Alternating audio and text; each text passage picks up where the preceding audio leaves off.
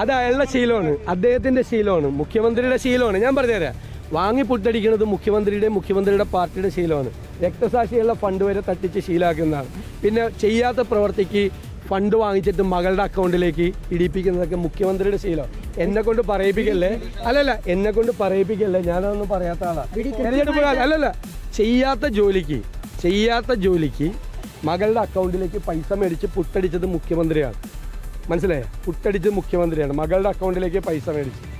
എന്നെ കൊണ്ട് പഴയ കഥയൊക്കെ എടുത്ത് പറയിപ്പിക്കില്ല. SNC ലാവ്ലിൻ കേസിന്റെ പൈസ വന്നത് എവിടെ പോയി?